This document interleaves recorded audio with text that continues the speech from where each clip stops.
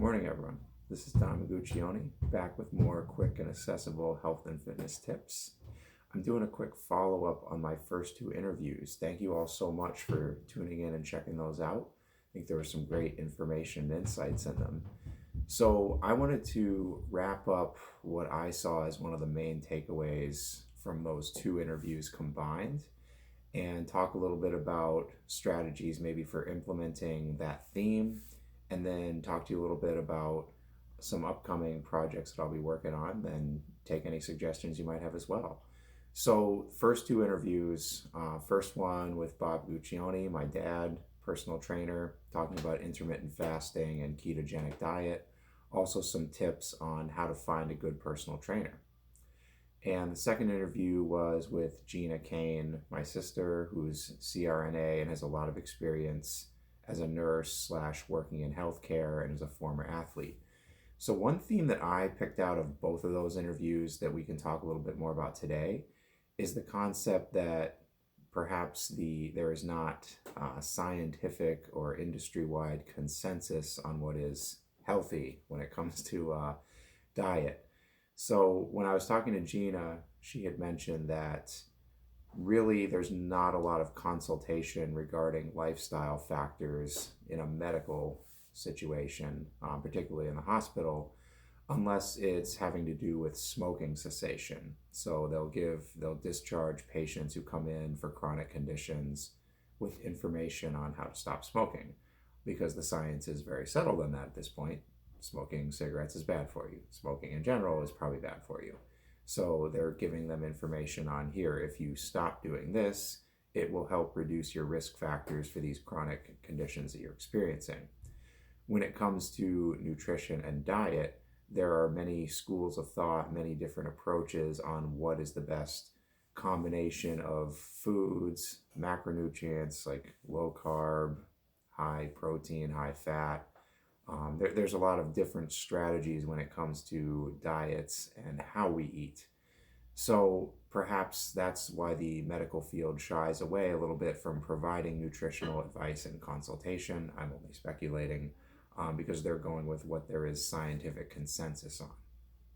One thing that it seems that there would be consensus on, regardless of who you ask, whether it be a doctor, a personal trainer, someone who is big in ketogenic diet, someone who's vegan diet, raw foods, like whatever strategy someone is using, if you ask them the following question, they will probably say yes to you. Will it make me healthier if I stop eating processed foods, so processed grains, processed sugars, processed oils, and substitute in more whole ingredients and whole foods in place of those foods? So anyone who is into nutrition, diet, regardless of what their specific strategy is, would say, yes, if you do that, it would be a good thing for your health.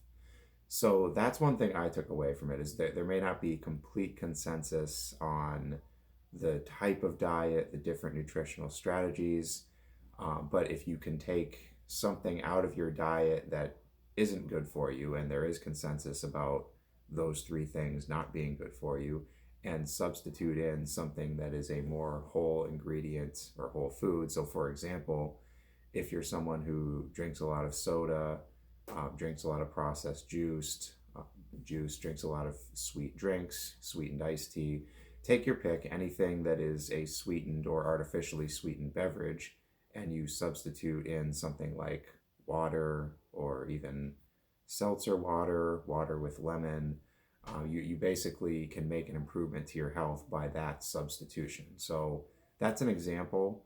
It's always advisable to start small when it comes to making serious changes. So if you are someone who eats a lot of processed foods from those three different areas, which they're all around us, they're all in boxes and bags in the supermarkets, they're in restaurants, they're everywhere. So if they're a significant part of someone's diet and they just decide, I'm going to take all of that, cut it out completely, and substitute in raw vegetables and good fat sources, that may not be a sustainable approach. It is a big shock to the system. Your system at that point is used to having those different processed food sources, and it's not going to be happy with you if you make such a dramatic change so quickly. Again, some people might be able to do it, some people have probably had success, but for a more sustainable approach, you'll want to start small. So I can share a personal example, and I'll be checking in about some changes I'm making throughout the year. Since January, I've been able to completely cut out grains. So basically, anything that is either a processed or even a whole grain, I've been able to cut out of my diet and really substitute in things like more vegetables, nuts and seeds, really, for any substance that I feel like I might be missing from grains. And what I found when I looked at what I've been eating is the grains really were coming more in the processed snack form. Shocker, right? So that was actually a pretty easy thing for me to make the connection of, is that, okay, when I am having grains, that's the source, and I know that's not good for me. So gradually said, okay, let's try substituting in another portion of vegetables and not have a snack after dinner, and see if that's a sustainable approach. Add something like more raw nuts. And after a few weeks, really, I didn't miss the grains being part of my diet, and I started to feel a little bit better. So now I don't even miss them at this point. And that's just one personal example, but it's something where I decided not to make many dramatic changes all at once. Sort of part of that goal setting program called CoJourn that I mentioned earlier. The idea is you work on something for an entire year, you work on a guiding theme for an entire year. So that's really helped give me some perspective. Like, I have an entire year to make some sustainable lifestyle changes and improvements. And that was sort of step number one that I picked. So that's just an example. So processed sugar, processed grains, processed oils. There would be consensus, at least if you ask somebody who knows anything about diet or nutrition, they would have to agree that yes, if you are able to remove those from your diet and substitute in more whole foods, more whole ingredients, that would be an improvement for your health, whether they're keto, vegetarian, like I had said before. So I hope this was helpful. That was the takeaway theme from the first two interviews that I pulled out of it. And I'm working on more guests, so stay tuned. We'll try to look at some more different topics, people with different expertise, and continue to learn together. Thanks so much. Hope you have a great day.